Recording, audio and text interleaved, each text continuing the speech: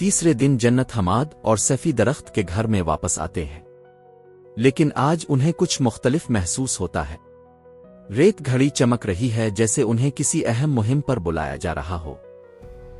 ریت گھڑی کا چمکنا آج کچھ مختلف لگ رہا ہے۔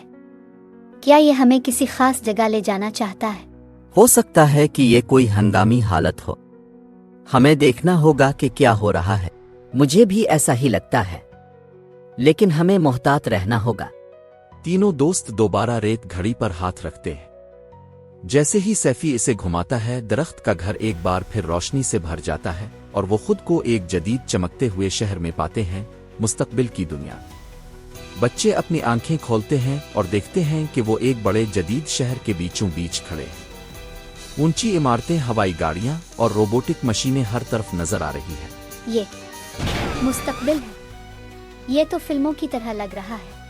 اور یہ ٹیکنالوجی، یہاں سب کچھ روبوٹس چلا رہے ہیں۔ لیکن کیا تم نے دیکھا کہ یہاں کوئی انسان نہیں ہے؟ یہ شہر خالی لگ رہا ہے۔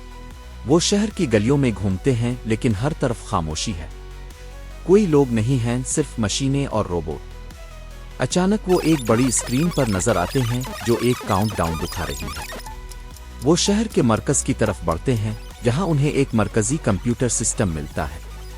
وہاں بہت سے ہولوگرام اور اسکرینز ہیں جو مستقبل کی ٹیکنالوجی کو دکھا رہے ہیں۔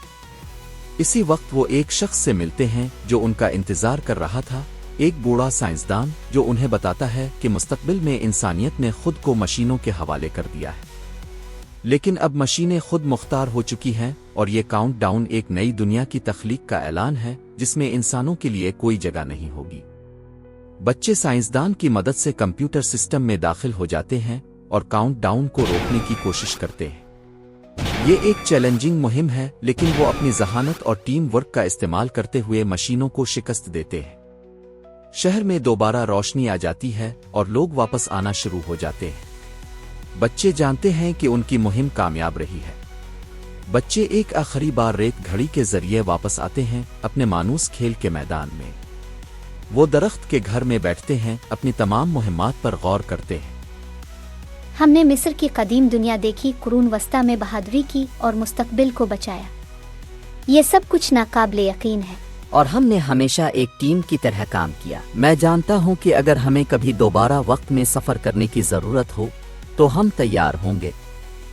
وہ ایک آخری بار درخت کے گھر کی طرف دیکھتے ہیں، جانتے ہیں کہ یہ ان کا راز ہے اور جب بھی انہیں مہم کی ضرورت ہوگی یہ ان کے ساتھ ہوگا۔